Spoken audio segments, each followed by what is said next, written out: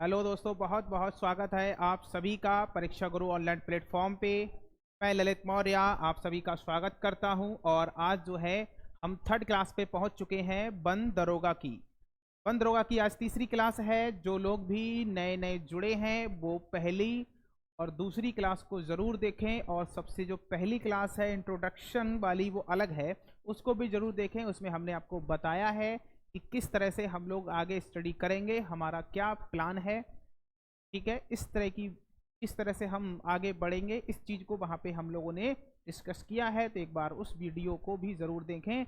Link जो है वो प्लेलिस्ट में आपको मिल जाएगा। परीक्षा गुरु यूट्यूब चैनल पे जाएंगे, प्लेलिस्ट आपको मिलेगी वहाँ पे वन दरोगा की, उसमें सर्च करेंगे, सारी वीडियो एक ही जगह आपको मिल जाएंगी। ठीक है, तो लास्ट क्लास में हम लोगों ने इकोसिस्टम डिस्कस किया था। आज हम फूड चेन के बारे में बात करेंगे।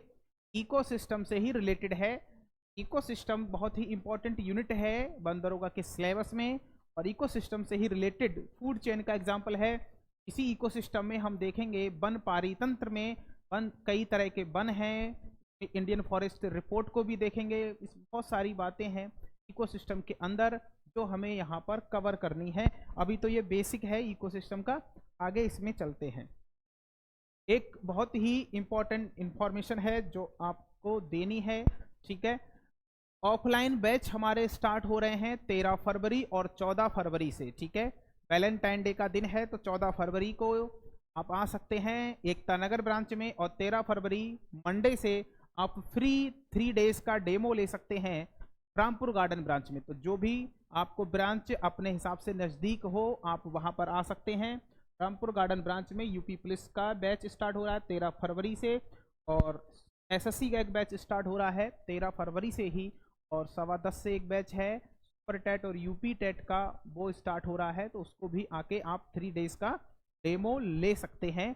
और सेम बैच जो है वो हमारे 14 फरवरी से स्टार्ट हो रहे हैं एकता नगर ब्रांच में। ठीक है, ये थी थोड़ी सी जानकारी आप लोगों के लिए। जो भी आपके जानने वाले हैं ऑफलाइन पढ़ना चाहते हैं जो यहाँ आ सकते हैं वो यहाँ पर आ सकते हैं, और जो हमसे दूर हैं जो यहाँ नहीं आ सकते हैं उनके लिए हम जल्द ही प्लान करने वाले हैं। यूट्यूब पर एक फ्री स्पेशल बैच आएगा जिसमें हम math, reasoning, GS, English, Hindi पांचों सब्जेक्ट कवर करेंगे। तो उन लोगों को भी टेंशन लेने की, चिंता करने की ज़रूरत नहीं है। थोड़ा पेशेंस रखेंगे, काम चल रहा है, और बहुत जल्द ही हम यूट्यूब पर भी अब सारे बैचेस को लेकर आने वाले हैं। अब तक के लिए जो भी बंद दरोगा के लिए पढ़ रहा है वो यहाँ पर आके अपनी क्लासेस को ज्वाइन कर सकता है और ले सकता है। चलिए इसके बाद जो है अब हम अपने टॉपिक पे बात करते हैं। हमने इकोसिस्टम को कवर किया था, इकोसिस्टम क्या होता है ये हमने देखा था। और आज जो है आज हम बात करेंगे फूड चेन के बारे में। फूड चेन इसी को कहते हैं खाद्य श्रृंखला, इसी को कहते हैं खाद्य श्रृंखला, फूड चेन या खाद्य श्रृंखला। तो फूड चेन क्या होती है, बहुत ही बेसिक सा मीनिंग है इसका। भाई खाद्य श्रृंखला, फूड चेन, फूड की बनने वाली एक चेन। फॉर एग्जाम्पल जैसे कोई प्लांट है, ये कोई प्लांट है, इस प्लांट को खाने के लिए शाकाहारी होते हैं। फॉर एग्जाम्पल जैसे बकरी, बकरी को खाने के लिए कुछ मांसाहारी होते हैं, जैसे हमने एग्जाम्पल लिया भेड़िया का। और फिर बड़े जानवर जो शिकारी हैं वो होते हैं, एग्जाम्पल लिया हमने बाघ का।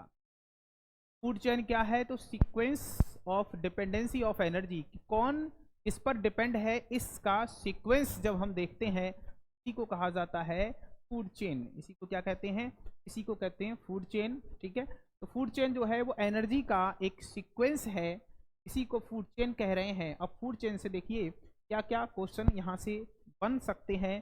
तो बहुत ही बेसिक सी है यहाँ पर कि फूड चेन जो है इसके कितने टाइप होते हैं। इसके 2 टाइप होते हैं। इसमें फर्स्ट है, इसको हम लोग कहते हैं grazing food chain, grazing food chain.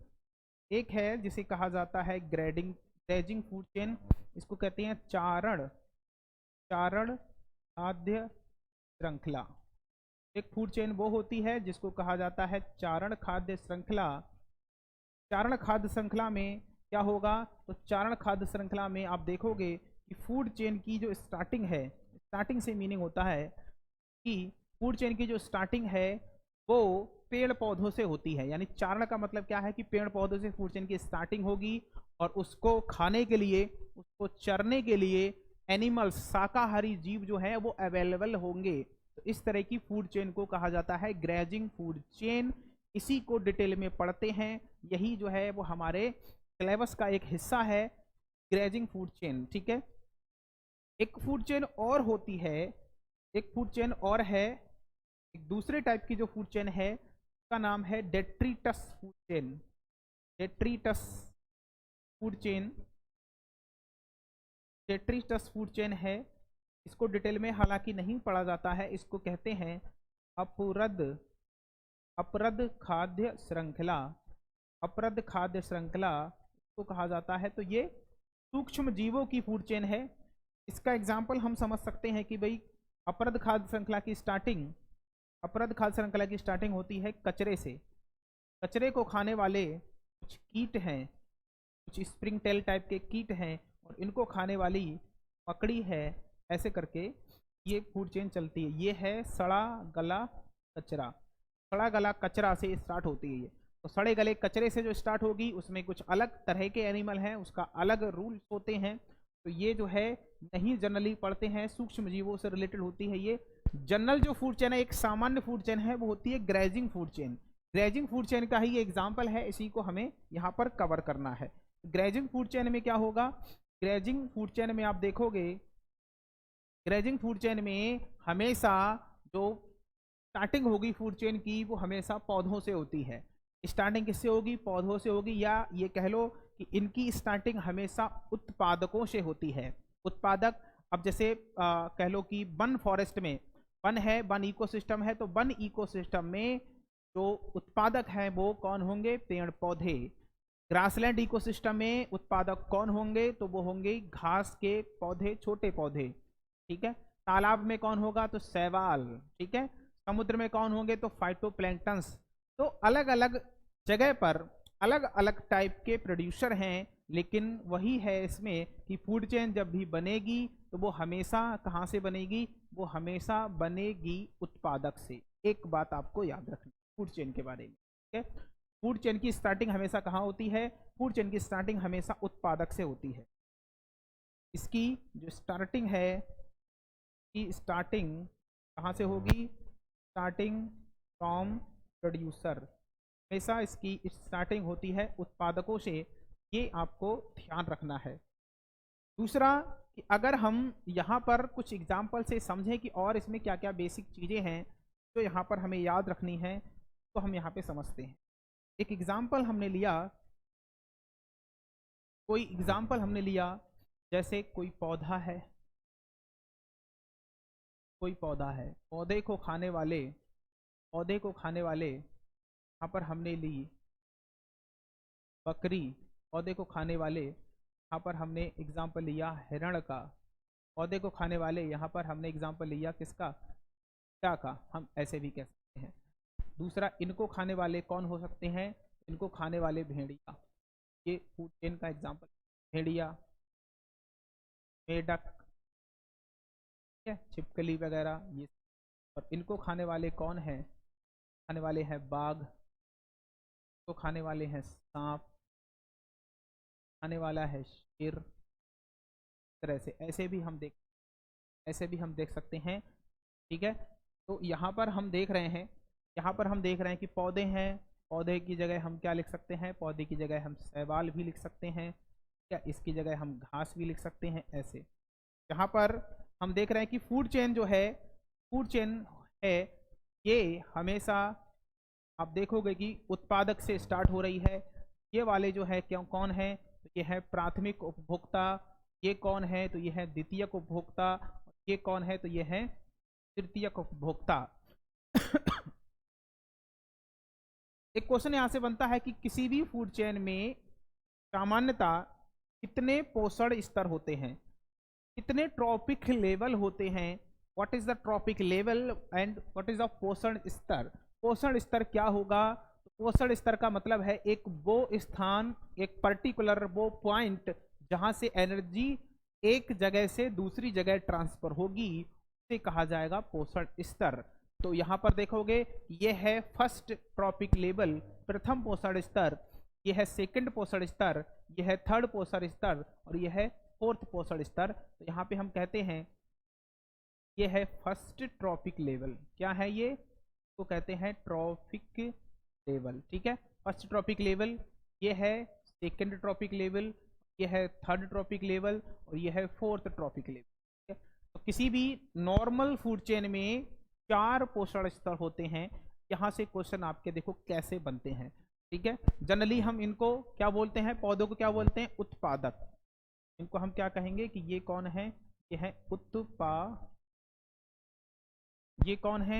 ये है प्राथमिक उपभोक्ता। ये कौन है? तो ये है प्राथमिक उपभोक्ता। ये कौन है? तो ये है द्वितीयक उपभोक्ता। द्वितीयक उपभोक्ता।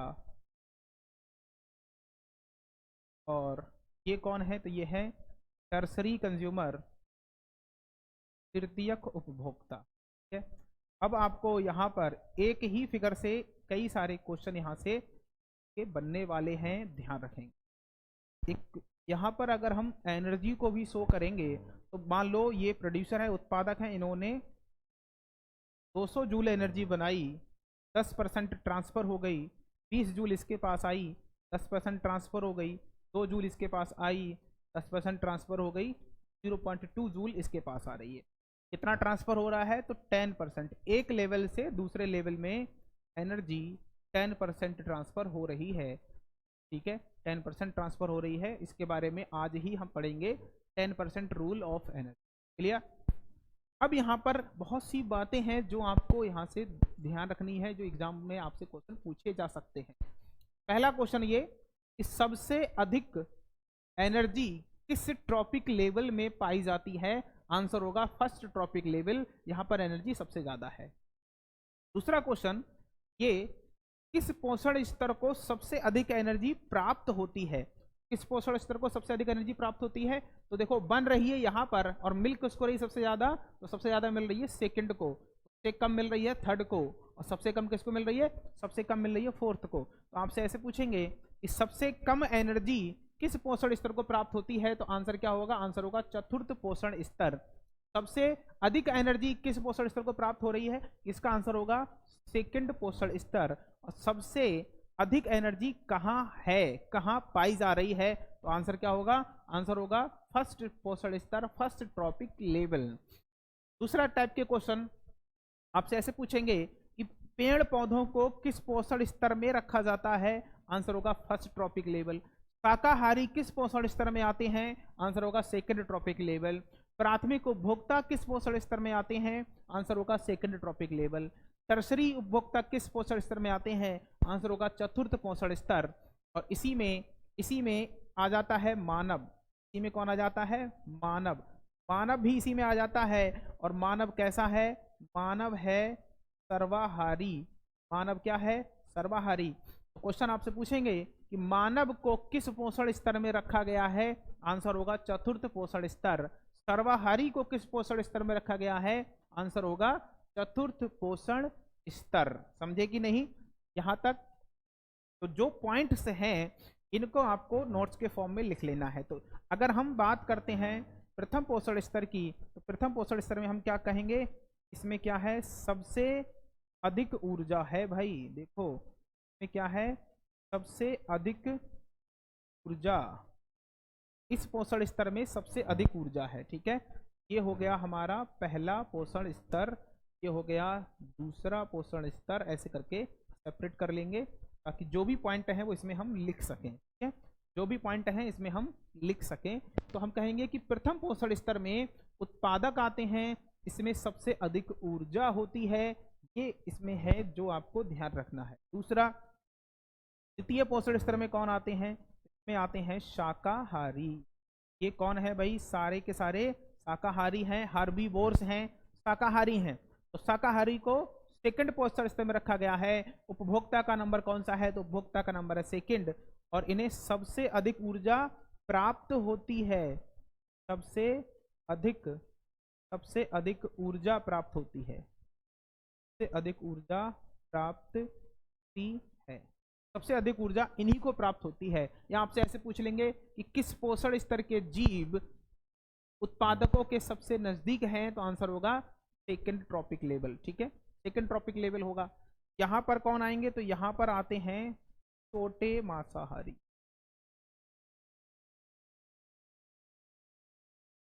यहां पर हैं छोटे मांसाहारी, और यहीं पर आप देखोगे मानव है यानी सर्वाहारी है यहां पर। तो यहां पर हम कहेंगे इसमें सबसे कम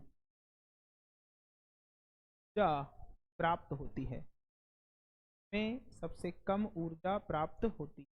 इसमें सबसे कम ऊर्जा प्राप्त होती है। ठीक है, ऐसे आपसे क्वेश्चन यहां से पूछे जाएंगे, इनको ध्यान रखना है। ठीक है, किसी भी फूड चेन में 4 पोषण स्तर होते हैं।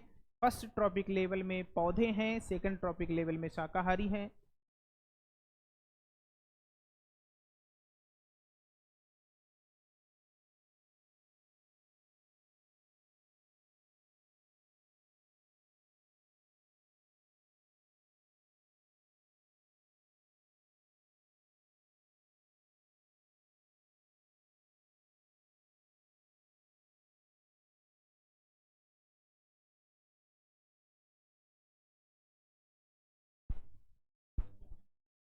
एक बार आप फिर से इसको देख लेंगे।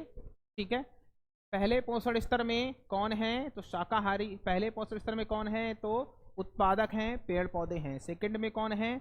सेकंड में है प्राथमिक उपभोक्ता। थर्ड में कौन है? द्वितीयक उपभोक्ता। और चतुर्थ में कौन है? तो चतुर्थ में है तृतीयक उपभोक्ता। इतनी बातें आपको ध्यान रखनी है इसमें। अब इसके बाद आगे बढ़ते हैं। इसके बाद जब हम आगे बढ़ेंगे तो यहां पर आता है ऊर्जा का 10% का नियम, जो मैंने अभी आपको बताया। ऊर्जा का 10% का नियम। 10% का नियम।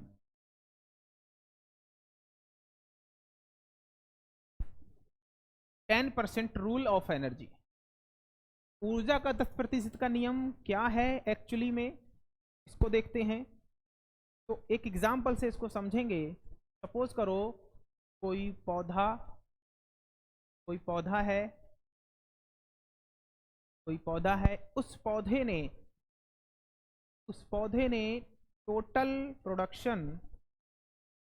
प्रोडक्शन जो है एनर्जी का वो किया, और उस पौधे ने टोटल प्रोडक्शन किया, सपोज मानते हैं टोटल प्रोडक्शन किया 200 जूल। किसी पौधे ने टोटल जो प्रोडक्शन है वो 200 जूल किया, ऐसे हम मानते हैं।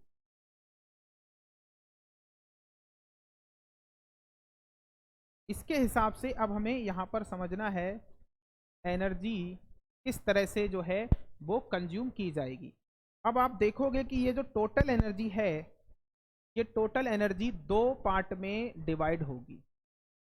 2 पार्ट में डिवाइड होगी, यानी इस टोटल एनर्जी का 90% पार्ट, 90% का मतलब हो गया 180 जूल। 90% जो पार्ट है वो खर्च हो रहा है। ये खर्च हो रहा है, और खर्च हो रहा है या कह लो लॉस हो रहा है। कहाँ लॉस हो रहा है? आंसर होगा श्वसन में, या रेस्पाइरेशन इसको कहेंगे। रेस्पाइरेशन में ये खर्च हो रहा है। ठीक है, 90% एनर्जी खर्च हो जा रही है। 10% एनर्जी, 10% का मतलब 20 जूल। एक एग्जांपल है ये आपको ध्यान रखना है। 10% और 90%। तो 10% एनर्जी ये जो है ये स्टोर होती है उसके अंदर, और स्टोर हो रही है किस फॉर्म में स्टोर हो रही है? इसी से बन रहा है बायोमास। बायोमास इसी से बन रहा है, तो कहेंगे जैव भार। ये बना जैव भार। तो जैव भार क्या है ये आपके दिमाग में आ रहा होगा। जैव भार क्या है अभी इसको समझेंगे, तो पहले ये जो 10% का रूल है इसको समझ लेते हैं एक बार फिर से। क्या है ये? ठीक है, तो सबसे पहले आप देखोगे कि जो 10% का रूल है ये किसने दिया था, उन साइंटिस्ट का नाम यहाँ पर लिखना बहुत ज़रूरी है। नाम आपसे पूछ सकते हैं, याद रखेंगे। ये दिया था लिंडमैन ने। लिंडमैन नाम के साइंटिस्ट थे, उन्होंने 10% का जो रूल है वो दिया था। 10% रूल जो है वो लिंडमैन ने दिया था। इन्होंने क्या कहा था? इन्होंने कहा था कि कोई भी जीव है, अब यहाँ पे ओवरऑल सबके लिए, जरूर नहीं है वो पौधा ही हो, कोई भी जीव है, चाहे वो पौधा हो चाहे वो जंतु हो, उसके पास जो एनर्जी है उसका 90% पार्ट लॉस हो जाएगा। 90% जो पार्ट है वो श्वसन क्रिया में लॉस हो जाएगा। अब श्वसन क्रिया में सोच रहे हो कि कैसे लॉस होगा, तो आप सोचो कि ये जो पौधा है इसके अंदर कितनी सेल्स होंगी, कितनी सारी सेल्स होंगी, इसके अंदर कितनी सारी कोशिकाएं होंगी, और वो सारी की हर एक कोशिका क्या करती है, हर एक कोशिका रेस्पायरेशन करती है, और रेस्पायरेशन के लिए कोशिका को किसकी नीड पड़ेगी? एनर्जी की नीड पड़ेगी। तो उस एनर्जी को कंज्यूम किया जाता है यहाँ पर, ठीक है। हर एक जीव की सेल होंगी, सेल के अंदर एनर्जी का यूज होगा, वो आपको यहाँ पर देखना है, ठीक है। तो यहाँ पर सिंपल सा है कि सेल है, सेल से ही बॉडी बनी है, तो बहुत सारी सेल हैं, तो आप देखोगे कि 90% जो एनर्जी है वो लॉस हो जा रही है, 10% एनर्जी ही है जो बचती है, ठीक है। और जो 10% एनर्जी बचती है वो स्टोर हो रही है, और उसी से क्या बन रहा है? उसी से बन रहा है बायोमास। उसी से क्या बन रहा है? बायोमास बन रहा है। एक्चुअली में अगर देखा जाए, वास्तव में अगर देखा जाए, तो आप देखोगे यहाँ पर कि जो एनर्जी है वो 10% भी ट्रांसफर नहीं होती है, लेकिन एक ये आइडियल कंडीशन है। एक आइडियल कंडीशन में एनर्जी मैक्सिमम से मैक्सिमम ऑप्टिमम कंडीशन पर ये कितनी ट्रांसफर हो सकती है? आंसर होगा 10% ट्रांसफर ये हो सकती है। तो ये है इसमें 10% का रूल। सिंपल आप समझोगे कि एक छोटे से पौधे को ग्रो करने में, छोटे से पौधे को बड़ा होने में कितना समय लगेगा, ठीक है। तो वो समय, इतना समय क्यों लगता है? इतना समय लगता है क्योंकि एनर्जी जो है वो लॉस ज्यादा हो रही है, स्टोर कम हो रही है, ठीक है। अब यहां पर समझते हैं कि बायोमास क्या है, ये क्या होता है बायोमास, इसको समझते हैं। तो हमने देखा कि जितनी भी एनर्जी बॉडी के अंदर स्टोर रहती है वो बायोमास के तौर पे स्टोर रहती है। तो बायोमास को हम कैसे डिफाइन करेंगे, इसको हम कैसे समझेंगे, इस चीज को हम यहाँ पर समझने की कोशिश करेंगे, ठीक है। आइए देखते हैं क्या है ये बायोमास, क्या है इसको समझेंगे। अगर हम बात करते हैं बायोमास की, बायोमास की अगर हम बात करेंगे, जय भार की बात करेंगे, जय भार का मतलब एक लाइन में क्या होगा? एक लाइन में इसका मीनिंग होता है टोटल, या किसी को कह लो ग्रॉस, ग्रॉस या टोटल ग्रॉस ड्राई वेट। किसी भी ऑर्गेनिज्म के अंदर जो कुल शुष्क भार है, कुल शुष्क भार है, उसी को कहा जाएगा उसका जैव भार। अब यहाँ पर जो ड्राई वेट वर्ड है ये क्यों लिया गया है? तो ड्राई वेट जो वर्ड है तो सिंपल, क्योंकि एनर्जी जो है वो वाटर के रूप में स्टोर नहीं होगी, उसमें यहाँ पर वाटर को हमें रिमूव करना है, इसीलिए हम यहाँ पर क्या ले रहे हैं? हम यहाँ पर ड्राई वेट ले रहे हैं, ठीक है। ड्राई वेट का मीनिंग इसको बहुत अच्छे से ऐसे समझ सकते हैं कि मान लो कोई ह्यूमन है, कोई व्यक्ति है, कोई व्यक्ति है, इसका जो वेट है हमने मान लिया 60 kg इसका वेट है, 60 kg का कोई ह्यूमन है। अब इसके अंदर अगर हम बात करते हैं वाटर की, हमने जनरली पढ़ा है कि 70% जो है ह्यूमन बॉडी में वाटर होता है, 65 से 70% ह्यूमन बॉडी में वाटर होता है। तो अगर हम इसके वेट का परसेंटेज निकालें तो हम देखेंगे इसमें कि इसके वेट के परसेंटेज के हिसाब से इसके अंदर कितना वाटर निकलेगा। तो जब हम 70% निकालेंगे 60 का, तो ये आ जाएगा कितना? ये आ जाएगा 42 kg, 42 kg आ जाएगा। 42 kg जो है इसके अंदर 60 में से वो क्या है? वो हो गया वाटर, ये हो गया वाटर। 70% वाटर होता है, उस हिसाब से हमने निकाल लिया। यहाँ पे बचा कितना? तो बचा ये 18 किलो, 18 kg जो यहाँ पर बचा है, यही कहलाता है बायोमास। यही क्या कहलाता है? यही कहलाता है बायोमास या जैव भार। मीनिंग समझे? ये है बायोमास, ठीक। बायोमास का मीनिंग क्या है? तो टोटल ड्राई वेट, किसी भी ऑर्गेनिज्म के अंदर जितना भी ड्राई वेट इकट्ठा होगा उसी को हम बायोमास कहेंगे, और वही होगा 10% एनर्जी का जो रूल है उसके अकॉर्डिंग। जो 10% एनर्जी लॉस हो रही है, 10% एनर्जी जो स्टोर हो रही है वो यहाँ पर होगा। ठीक है, इस तरह से। अब यहाँ पर बहुत सी बातें हैं जो आपको जाननी है कि बायोमास की यूनिट क्या होगी, ये भी आपसे क्वेश्चन पूछा जाता है। तो किसी भी, अब इकोसिस्टम का हमें बायोमास निकालना है। हमने देखा किसी जीव का बायोमास है, ये किसी इकोसिस्टम का निकालेंगे तो क्या करेंगे, उसके जितने भी बायोटिक कंपोनेंट हैं उन सब का टोटल ड्राई वेट कर लेंगे, और वहां से क्या निकल आएगा, वहां से उस इकोसिस्टम का बायोमास निकल के आ जाएगा। तो अगर हम बात करते हैं यहाँ पे बायोमास की यूनिट की, कि इसकी यूनिट क्या होगी, तो यूनिट का मतलब है कि अगर हम इकोसिस्टम की बात कर रहे हैं तो इकोसिस्टम एक पर्टिकुलर एरिया में होगा, तो बायोमास को हमेशा ग्राम पर मीटर स्क्वायर और पर ईयर के हिसाब से निकालते हैं। यानी एक फिक्स टाइम है, फिक्स्ड एरिया है, तो फिक्स टाइम में फिक्स एरिया में कितना प्रोडक्शन हुआ है और उस प्रोडक्शन से जो बचा है उसी को हम क्या कह रहे हैं, उसी को हम कह रहे हैं बायोमास। ठीक है, बायोमास कह रहे हैं। सिंपल देखो यहाँ पर बहुत आसानी से हम समझेंगे। प्रोडक्शन कितना हुआ, यहां से सिंपल हम निकाल सकते हैं। प्रोडक्शन कितना हुआ है 200, लॉस कितना हुआ 180, 200 में से 180 को माइनस करेंगे, बचेगा कितना, बचेगा 20 जूल। अब इसकी यूनिट क्या है, तो इसकी यूनिट है gram per metre square per year. किसी इकोसिस्टम के लिए, किसी इकोसिस्टम के लिए इसकी ये यूनिट है।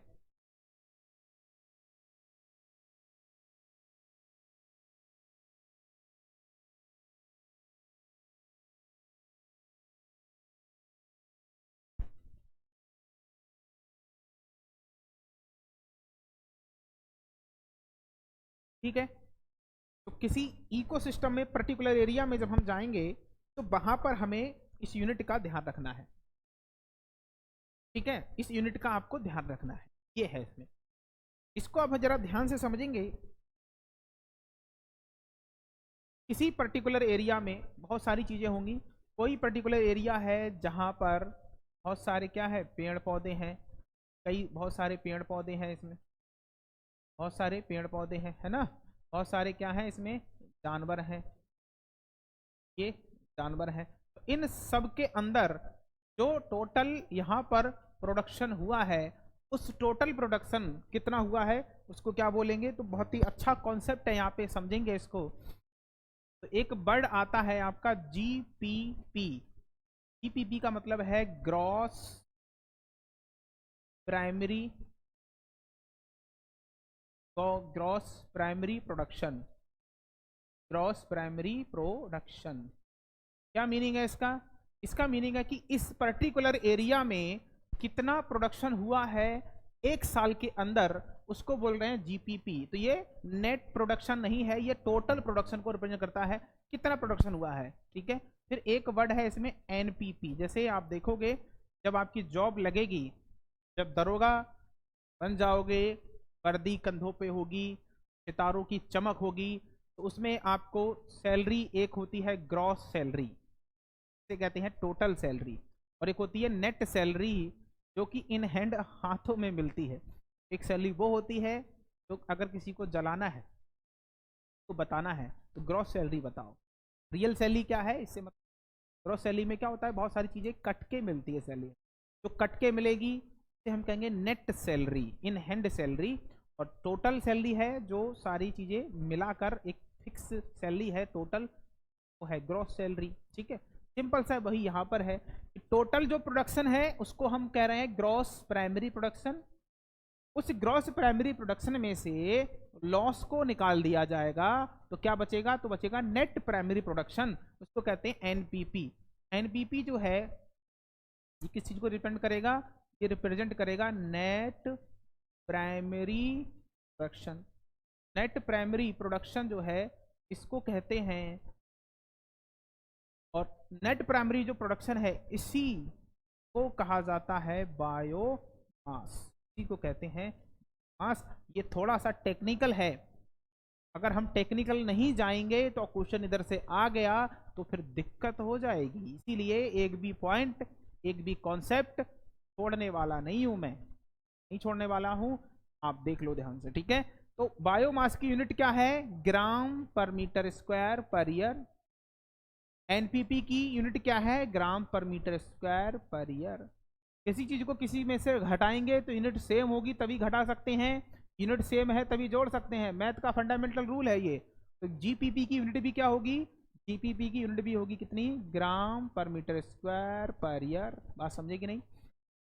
इसको एज ए फार्मूला हम नोट कर सकते हैं, एज ए फार्मूला हम लिख सकते हैं कि भाई NPP is equal to GPP minus loss, minus loss, ये लिख सकते हैं। एनपीपी ही क्या है? बायोमास, ठीक है, बायोमास ही है ये। अब कुछ बातें हैं जो आपको ध्यान रखनी है। ओवरऑल पूरे वर्ल्ड का बायोमास कितना है? Average value of biomass of whole world कितना है? एक पृथ्वी का बायोमास कितना है? सिंपल सा मतलब ये है इसका। अगर हम बात करते हैं average bio mass of world, पूरी पृथ्वी पर, पूरी पृथ्वी पर जो बायोमास है वो कितना है? ये है 320 gram per metre square per year. Value याद रखनी है, वैल्यू याद रखनी है, वैल्यू याद रखनी है, ठीक है, वैल्यू याद रखनी है। अगला, हाईएस्ट बायोमास किसका है? हाईएस्ट बायोमास, सबसे अधिक बायोमास कहाँ है? तो सबसे अधिक बायोमास ये है 2000 ग्राम per metre square per year, ग्राम per metre square per year. और ये कहाँ है? तो ये है ट्रॉपिकल, ट्रॉपिकल रेन फॉरेस्ट। सबसे ज्यादा बायोमास कहाँ है? Tropical rain forest and wetlands, and wetlands, ठीक है। उष्ण कटिबंधीय वर्षावन और आर्द्र भूमियों में सबसे ज्यादा बायोमास है, और कितना है?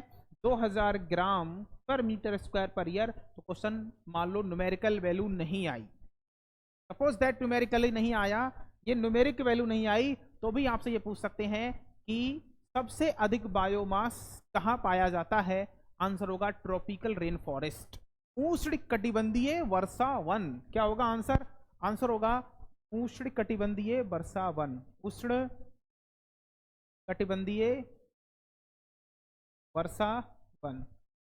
सबसे अधिक बायोमास होता है उष्ण कटिबंधीय वर्षा वन में।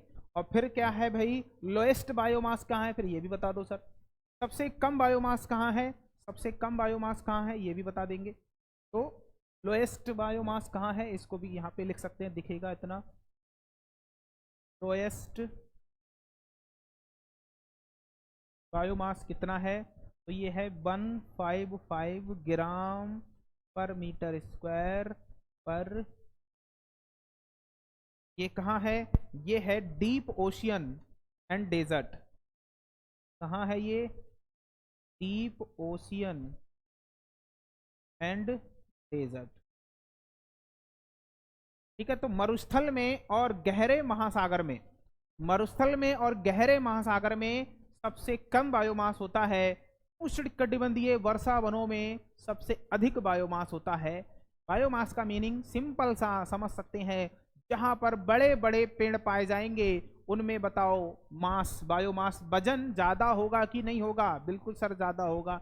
जहां पर छोटे पेड़ पाए जाएंगे, छोटे पौधे पाए जाएंगे, जहां पर पौधे के नाम पे शैवाल है केवल, और उन शैवाल में भी पानी है, लकड़ी नाम की कोई चीज नहीं है। और जब हम बायोमास को निकालते हैं तो हमें वाटर को रिमूव करना होता है। तो आप सोचो कि किसी डेजर्ट में और किसी ऐसी जगह जहां पे फाइटोप्लैंक्टन्स हैं, बहुत छोटे हैं वो जीव, तो वहां पर बायोमास कितना होगा? बायोमास बहुत कम होता है, ठीक है। लोएस्ट बायोमास होता है ओशियन के अंदर, सबसे कम बायोमास होता है ओशियन में। ये भी आपको ध्यान रखना है, ठीक है, क्योंकि वहां पर जो वैल्यू है बहुत कम होती है। वहां पर बड़े बड़े पेड़ नहीं है ओशियन में, वहां पर कोई लकड़ी वाली चीज नहीं है ओशियन में कि जहां पर बायोमास ज्यादा हो जाएगा। ये सारी चीजें हैं। तो सबसे ज्यादा बायोमास होता है उष्णकटिबंधीय वर्षा वन में, जहां बड़े बड़े पेड़, वहां बड़े बड़े जानवर, ओवरऑल मिला के बायोमास सबसे ज्यादा। जहां पर छोटे जीव, छोटे पेड़, फाइटोप्लैंक्टन्स को खाने वाले जू प्लैंक्टन्स, जहां छोटे पेड़ हैं वहां छोटे जीव हैं, जहां बड़े पेड़ हैं वहां पर बड़े जीव हैं, बायोमास ज्यादा हो जाएगा। क्लियर है कि नहीं ये? तो व्हाट इज बायोमास? तो टोटल ड्राई वेट को बायोमास कहते हैं। बायोमास क्या है? तो टोटल प्रोडक्शन माइनस लॉसेस, उसको कहेंगे बायोमास। ओवरऑल पूरी पृथ्वी का बायोमास कितना है? 320 gram per metre square per year है। ये आपको ध्यान रखना है। हाईएस्ट बायोमास कहाँ पाया जाता है? ट्रॉपिकल रेन फॉरेस्ट में। लोएस्ट बायोमास कहाँ पाया जाता है? डेजर्ट एंड डीप ओशियन में पाया जाता है। ये आपको ध्यान रखना है। क्लियर? समझे? चलिए आगे बढ़ते हैं। इसमें फिर इसमें फूड चेन का एक कॉन्सेप्ट है कि हमने फूड चेन में देखा, फूड चेन में हमने देखा कोई फूड चेन है, कोई फूड चेन बनाते हैं। बहुत ही इंटरेस्टिंग कॉन्सेप्ट है ये। दो बातें होंगी इसमें जो आपको ध्यान रखनी है। कोई फूड चेन है, मान लो ये कोई पौधा है, इस पौधे को कोई जो टिड्डा है, कीट, वो खा रहे हैं। कीट को मेढक खा रहा है और मेढक को कोई पक्षी खा रहा है। थोड़ी फूड चेन चेंज कर लेते हैं और वही नहीं। अब यहां पर अगर हम एनर्जी की बात करते हैं, सपोज वही एनर्जी मान लो 200 जूल यहां पर बनी है, 20 जूल यहां होगी, 2 जूल यहां होगी और 0.2 जूल यहां होगी। ये कहता है 10% रूल। इसके अकॉर्डिंग 10% के रूल के अकॉर्डिंग। तो अब आप ये मत कहना कि 10% रूल क्या है सर, ये हम डिस्कस कर चुके हैं। ठीक है, 10% एनर्जी का रूल ये कहता है। तो यहाँ पर हम 10% रूल का तो मतलब समझ चुके हैं, लेकिन यहाँ पे कुछ एक एक्स्ट्रा चीज है जो हमें जाननी है। सपोज करो कि ये किसी किसान का खेत है और यहाँ पर एक फसल खड़ी है और इस फसल में बहुत सारे टिड्डे लगने वाले हैं। तो किसान क्या करेगा? किसान कीटनाशक का प्रयोग करेगा। किसी फसल पे किसी किसान ने कीटनाशक लगाया, और कीटनाशक में कौन सा वाला कीटनाशक? याद रखेंगे, डीडीटी। डीडीटी लगाया, डीडीटी इसके ऊपर छिड़का। डीडीटी क्या है इसके बारे में हम अभी डिस्कस करेंगे। अभी तक के लिए इतना समझेंगे कि डीडीटी जो है वो एक कीटनाशक है, ठीक है, और ये ऐसा कीटनाशक है जो डिकम्पोज नहीं होता है, ये नॉन बायोडिग्रेडेबल है।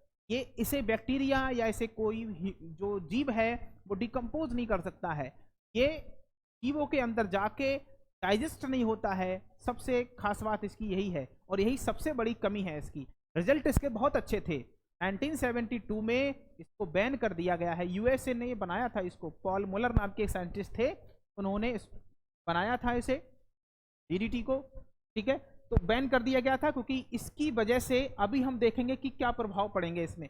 सपोज करते हैं कि डीडीटी कीटनाशक है और इसको हमने इस पौधे पर छिड़का। पौधे पर छिड़कने के बाद क्या हो रहा है कि पौधे पे जब इसको छिड़का जाएगा, इसके बाद क्या होगा? इसके बाद ये जो टिड्डा है जब इसको खाने आएगा तो वही डीडीटी इसके अंदर पहुंच जाएगा।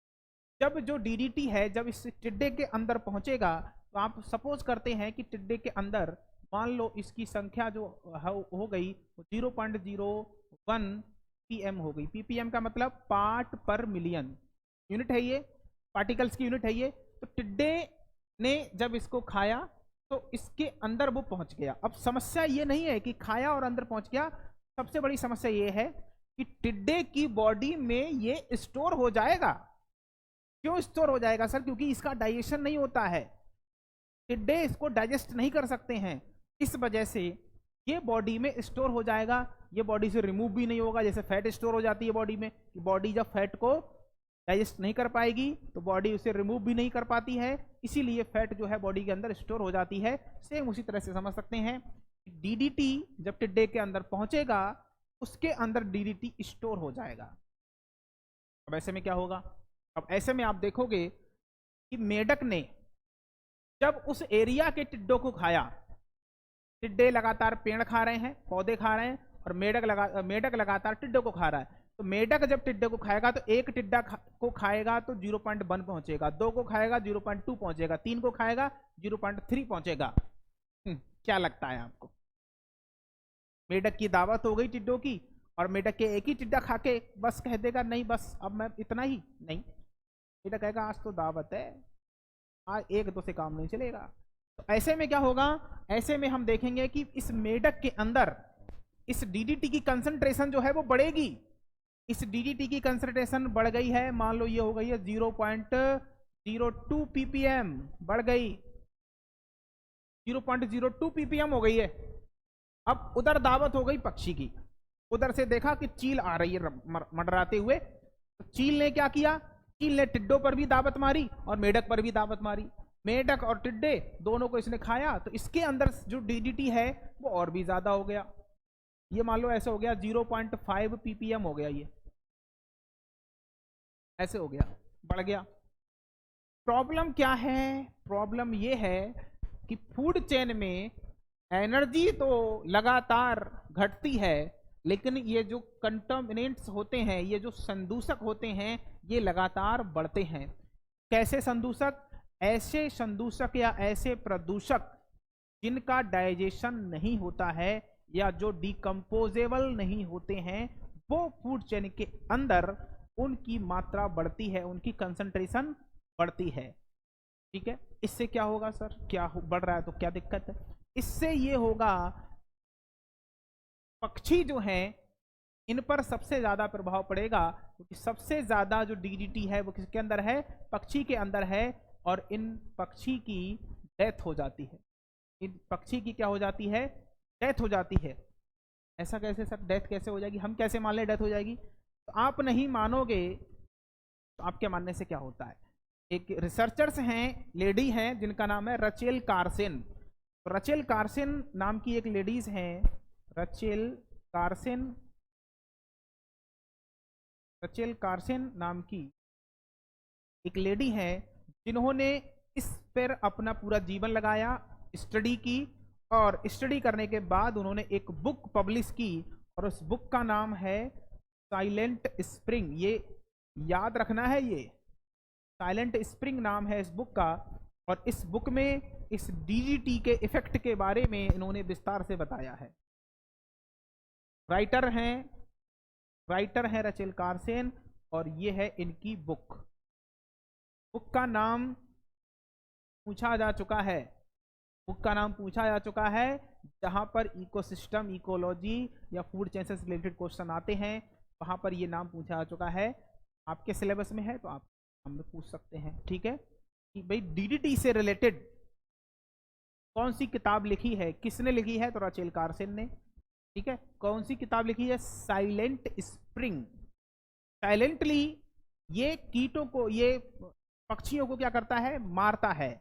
ये उन्होंने इसमें बताया है कि देखो यहां तक कोई सोच नहीं सकता है भाई। यहां पर आप सिंपल सोचो कि यहां पर किसान ने अपने खेत में कीटनाशक डाला है, और इसका इफेक्ट कहां आ रहा है? इफेक्ट आ रहा है यहाँ पे। यहां तक कौन सोचेगा?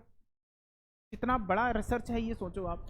इनकी रिसर्च के बाद ही, हालांकि इनकी डेथ हो गई थी कुछ बुक पब्लिश करने के कुछ समय के बाद, तो इनकी रिसर्च के बाद ही जब यूएसए गवर्नमेंट को पता चला, तो यूएसए गवर्नमेंट ने फिर इसको बैन कर दिया। आज के समय पे, प्रेजेंट टाइम पे डीडीटी जो है वो बैन है, इसका प्रोडक्शन नहीं होता है, डीडीटी आपको कहीं नहीं मिलेगा। लेकिन क्वेश्चनों में, इकोलॉजी, इन्वायरमेंट में ये डीडीटी आपको यहाँ पर मिल जाएगा। डिस्कशन में पढ़ते समय इसके बारे में चर्चाएं हमेशा चलती रहती। ठीक है, ये बात है, समझे कि नहीं? तो यहाँ पर बहुत ही देखो साइलेंटली होता है कि भाई पौधा पर छिड़का जा रहा है डीडीटी, किसान ने छिड़का, किसान को नहीं पता है, या किसी को भी नहीं पता है कि ऐसा क्यों हो रहा है। बहुत ही सिंपल है। ठीक है, अब यहाँ पर कुछ चीजें हैं जो आपको ध्यान रखनी है। सर एग्जाम में क्या क्वेश्चन आएगा? सर ये बताओ, एग्जाम में क्वेश्चन डीडीटी से आ सकता है, एग्जाम में क्वेश्चन इनकी बुक से आ सकता है। और एग्जाम में क्वेश्चन, ये जो प्रोसेस हो रही है, ये जो बढ़ने को सर क्या कहेंगे इकोलॉजी में, ये तो बता दो, क्या है टेक्निकल टर्म इसका, तो ये आपसे क्वेश्चन पूछ सकते हैं। इसमें दो चीजें हैं, इसमें दो चीजें हैं, एक है बायो एक्यूमुलेशन, एक है बायो एक्यूमुलेशन,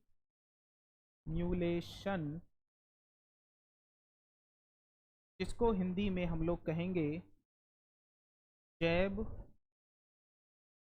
संचयन, तो हिंदी में हम कहेंगे जैव संचयन।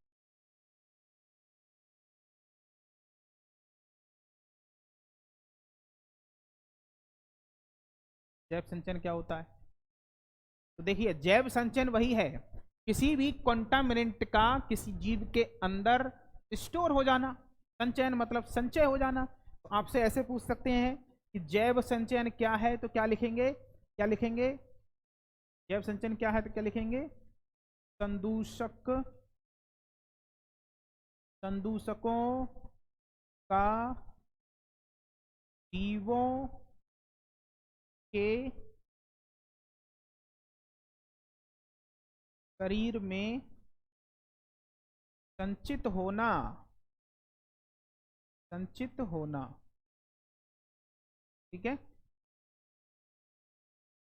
जैव संचयन क्या है, तो संदूषकों का जीवों के शरीर में संचित होना। तो देखिए यहाँ पर बायो एक्यूमुलेशन हो रहा है, ये भी बायो एक्यूमुलेशन हो रहा है, ये भी हो रहा है, ये संचित हो रहा है, इकट्ठे हो रहे हैं। तो इकट्ठे होने को, स्टोर होने को क्या बोलेंगे, स्टोर होने को कहेंगे बायो एक्यूमुलेशन। लेकिन बढ़ने को क्या बोलेंगे, भाई ये बढ़ रही है मात्रा, तो इकट्ठे होने को तो संचयन बोल रहे हैं सर, बढ़ने को भी क्या कुछ बोलेंगे या फिर ऐसे ही चलेगा, बिल्कुल बोलेंगे। तो क्या बोलेंगे, तो एक वर्ड और आता है इसमें, एक वर्ड है बायो मैग्निफिकेशन। अब आप तो समझ ही गए होंगे, मैग्नीफाई करना, मैग्निफिकेशन, इसको कहते हैं जैव आवर्धन, आवर्धन, ठीक है, मतलब समझ गए। बायो मैग्निफिकेशन क्या है, जैव आवर्धन। तो जैव आवर्धन में आप देखोगे कि जो संदूषक हैं उनकी मात्रा का बढ़ना, सिंपल, मैग्नीफाई हो जाना, मात्रा का बढ़ जाना, कंसंट्रेशन का बढ़ जाना, इसी को क्या कहेंगे, इसी को कहेंगे बायो मैग्निफिकेशन। संदूषकों की सांद्रता का बढ़ना, संदूषकों की सांद्रता का बढ़ना, ये कहलाता है बायो मैग्निफिकेशन।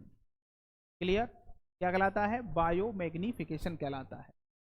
डीडीटी क्या है, डीडीटी क्या है, तो डीडीटी एक कीटनाशक है, और ये कैसा कीटनाशक है, ये अपघटित नहीं होता है, इसका अपघटन नहीं होता है। डीडीटी की फुल फॉर्म क्या है, वो लिख सकते हैं, इसकी खोज की थी किसने, मुलर, मुलर नाम के साइंटिस्ट थे, पॉल मुलर, पॉल मुलर ने इसको डिस्कवर किया था। डीडी की फुल फॉर्म होती है डाइक्लोरो डाइफिनॉल ट्राइक्लोरोइथेन, फुल फॉर्म हालांकि से नहीं है, लेकिन हाँ यूपी ट्रिपल एस सी है, यूपी ट्रिपल एस सी है, तो फुल फॉर्म बिल्कुल पूछ सकते हैं।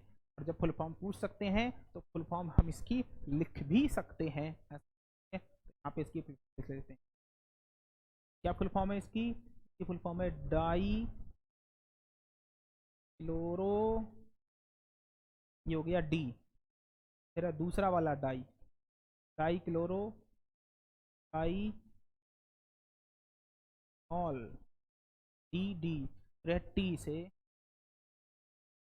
आ जा रहा है, बात इंग्लिश में जा रहा है, ट्राई क्लोरो इन, डाइक्लोरो डाइफिनॉल ट्राइक्लोरोइथेन, फुल फॉर्म पूछ सकते हैं। यूपी ट्रिपल एस सी अपना आयोग है, और यूपी ट्रिपल एस सी के बारे में खास बात यही है, तो फैक्ट नहीं छोड़ता, ट्रिपल एस सी फैक्ट नहीं छोड़ता है, कॉन्सेप्ट छोड़ देगा, फैक्ट नहीं छोड़ेगा। फैक्ट क्या है, व्हाट इज बायो एक्यूमुलेशन, संदूषकों की जीवों में स्टोरेज को हम कहते हैं bio accumulation. What is bio magnification, magnification क्या है, increase in the concentration of contaminants in body, वो क्या कहलाएगा, वो कहलाएगा बायो मैग्निफिकेशन। डीडीटी क्या है, तो यह है कीटनाशक है, इसका अपघटन डिकम्पोजिशन नहीं होता है, पॉल मुलर ने इसको डिस्कवर किया था और इससे के प्रभाव से रिलेटेड एक बुक है जिसका नाम है साइलेंट स्प्रिंग, और साइलेंट स्प्रिंग की जो राइटर हैं, जो लेखिका है, इनका नाम है रचेल कार्सन। राइटर कौन है, रचेल कार्सन। किससे संबंधित बुक है ये, डीडीटी के प्रभाव। साइलेंट स्प्रिंग में क्या है, में डीडीटी के प्रभाव के बारे में बताया गया है, डीडीटी के प्रभाव के बारे में ये बुक है, डीडीटी के प्रभाव के बारे में ये बुक है। क्लियर, आइए चलो, फूड चेन तो हम पढ़ ही चुके हैं, अब हम चलते हैं, एक नया कॉन्सेप्ट है हमारे पास, और आप समझ गए होंगे फिगर देख के, पिरामिड का। एक नया कॉन्सेप्ट है हमारे पास, किसका, पिरामिड का। इनको कहते हैं एक्चुअली में इकोलॉजिकल पिरामिड, इकोलॉजिकल पिरामिड, पारिस्थितिकीय पिरामिड कहते हैं, पारिस्थितिकीय पिरामिड, पारिस्थितिकीय पिरामिड। पारिस्थितिकीय पिरामिड क्या होते हैं, एक लाइन में समझ लेंगे क्या है ये पारिस्थितिकीय पिरामिड। तो हमने देखा फूड चेन के अंदर कि फर्स्ट लेवल में एनर्जी सबसे ज्यादा है, रिमाइंड करो, फर्स्ट लेवल में एनर्जी सबसे ज्यादा है, सेकंड लेवल में घटती है, थर्ड लेवल में और घटती है, और फोर्थ लेवल में सबसे कम हो जाती है। तो जब हम ऐसे और वेरिएबल लेकर एक ग्राफ बनाते हैं, एक ग्राफिकल रिप्रेजेंटेशन उसका करते हैं, तो ग्राफिकल रिप्रेजेंटेशन को ही कहते हैं इकोलॉजिकल पिरामिड। ठीक है, तो what is ecological pyramid, it is a graphical representation of the variable of food chain, किसी फूड चेन के वेरिएबल का ये ग्राफिकल रिप्रेजेंटेशन होता है, सिंपल है। तो अब वेरिएबल का मीनिंग क्या है यहाँ पे, कि किसी फूड चेन में मान लो हमने देखा कि हम एनर्जी को देखना चाह रहे हैं कि सर एनर्जी कहाँ कहाँ कितनी है, एनर्जी को जब देखेंगे तो वो पिरामिड कहलाएगा कौन सा, ऊर्जा पिरामिड। जब हम एनर्जी को वेरिएबल मानेंगे तो ऊर्जा पिरामिड कहलाएगा। जब हम उसमें देखेंगे कि संख्या, चलो मुझे संख्या देखनी है कि इकोसिस्टम में पेड़ पौधे ज़्यादा होते हैं, इकोसिस्टम में शाकाहारी ज़्यादा होते हैं या फिर मांसाहारी ज़्यादा होते हैं, तो मेरे लिए वो क्या हो जाएगा, मेरे लिए वो संख्या पिरामिड हो जाएगा। मुझे संख्या नहीं पसंद है, मुझे बायोमास देखना है, मुझे बायोमास देखना है, तो वो हो जाएगा बायोमास पिरामिड। तो डिपेंड करेगा कि यहां पर वेरिएबल कौन सा है, वेरिएबल कौन सा है। तो हमारे पास 3 वेरिएबल हैं और 3 वेरिएबल के हिसाब से हम यहां पर बात कर रहे हैं कि पिरामिड जो है वो 3 तरह के होते हैं। कितने तरह के होते हैं पिरामिड, पिरामिड होते हैं 3 तरह के। क्लियर है, 3 तरह के पिरामिड है ये, और इन पिरामिड से कैसे कैसे क्वेश्चन बनेंगे, किस तरह से क्वेश्चन बनेंगे, इसको हम नेक्स्ट क्लास में डिस्कस करेंगे। ठीक है, नेक्स्ट क्लास में हमारा जो टॉपिक रहेगा वो रहेगा इकोलॉजिकल पिरामिड, इससे रिलेटेड कुछ और जुड़ी जानकारियां। और क्लास कैसी लग रही है तो कमेंट सेक्शन में कमेंट करके ज़रूर बताएं, और अपने दोस्तों साथियों को ये जो क्लास है वो ज़रूर वहां तक पहुंचाएं। बंद दरोगा के लिए मोस्ट एंड मोस्ट इंपॉर्टेंट यहाँ पर मैटर है कंटेंट। आप देख लो क्वालिटी कंटेंट, आप कंपेयर कर लो कहीं से भी, पूरी यूट्यूब में कहीं पर भी अगर इस तरह का कंटेंट मिलता हो तो आप कमेंट सेक्शन में कमेंट करके बताओ। और बहुत जल्दी नेक्स्ट संडे को हम लोग जो है इससे जुड़े ऑब्जेक्टिव क्वेश्चन करेंगे। तो संडे जो है हमारा, एक तो संडे कल है, कल नहीं, नेक्स्ट संडे को इस पे हम क्या करेंगे, ऑब्जेक्टिव क्वेश्चन करेंगे।